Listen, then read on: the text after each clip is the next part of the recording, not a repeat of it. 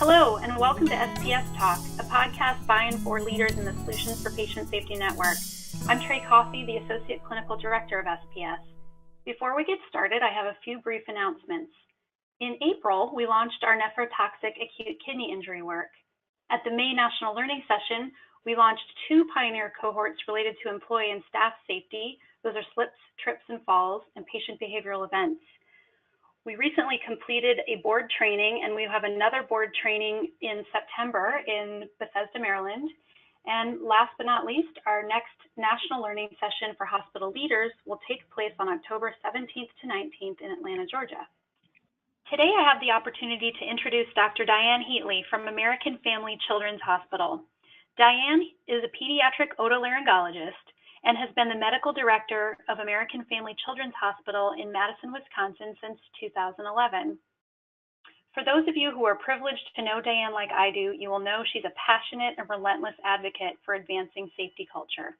The title of the podcast today is The Important Role Physicians Play in Error Prevention Training. Welcome, Diane. Thanks, Trey.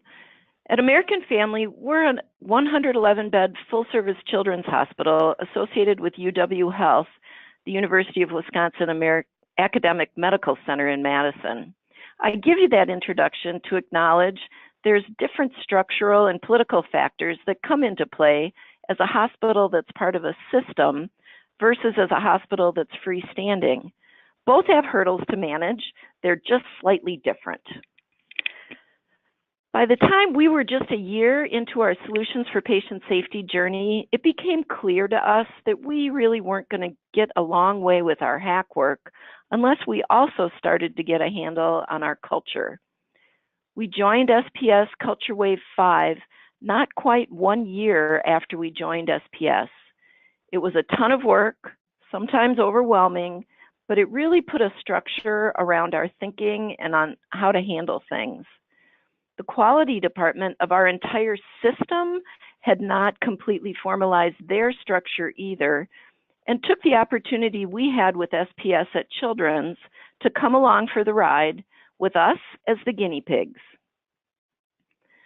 Our team attended error prevention training and was given the directive by SPS that we should begin training at our home organization within 12 weeks. We in no way met that goal.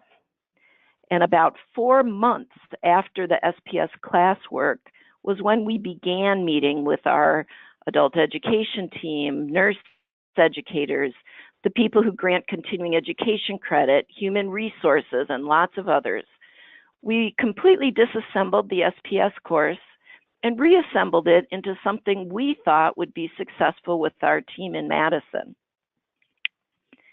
As part of that process, we held 4 focus groups and invited leaders from clinical and non-clinical areas to sit through the 2.5 hours of training and then spend the next half hour critiquing the program with us. This resulted in a lot of useful feedback about what was clear, what was confusing, what was too long, what was and wasn't important. We would then rewrite, rearrange, and present to another focus group the next week.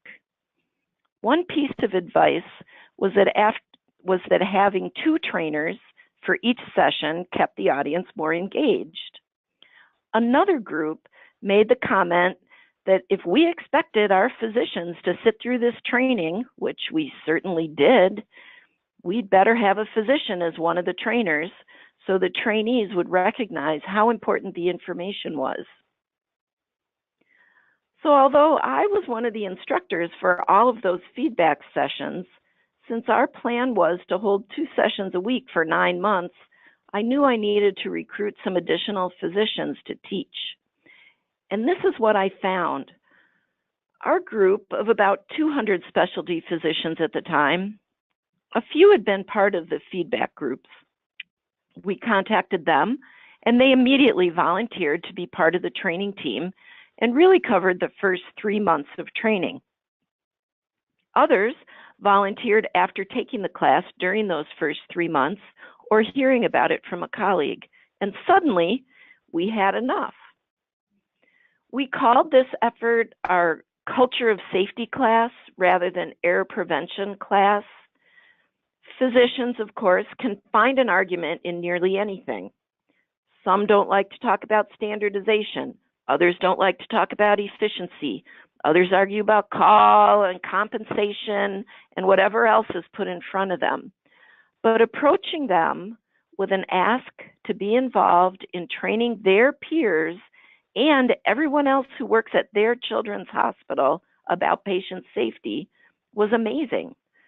Although some begged out based on time conflicts with their work schedule, nobody had trouble being supportive of the concept of working on our safety culture at our hospital.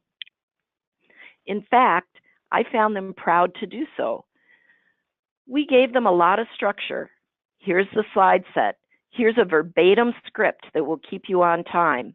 You will present half of the information, but the half presented by physicians is always the same half. So if we need to make a schedule substitution with short notice, all docs are familiar with the same material. In addition to the verbatim script, there was a bullet point script. We downloaded materials into their own thumb drive for reference. They attended a train the trainer class before their first session to practice being part of a presenting team and also to learn the nuts and bolts about where the supplies were, how to use the controls in the room and on the computer, and what their time commitment actually was on the day of presentation. We asked each for a commitment of 5 sessions to be taught over 3 months. We didn't offer any money or any other incentives, just the opportunity to be a leader in rolling out culture of safety at our hospital. We ended up with hospitalists, intensivists, neonatologists, surgeons, anesthesiologists, radiologists, chief residents, and a couple of advanced practice providers, a beautiful collection of 20 volunteers. In an academic medical center, the overwhelming majority of our docs like to teach, and not having to prepare the curriculum and the materials was a big bonus. Although I can see that scheduling providers to a 3-hour block of time during the day, during the week was complex. Actually, finding interested and willing people was remarkably easy. So I would strongly encourage everyone to involve physicians in both the development of what your training will look like and the delivery of it.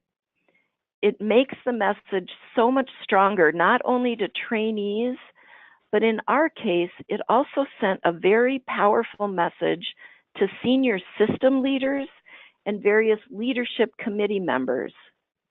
Wow, if the docs are teaching it for free, perhaps they're onto something important over there at Children's.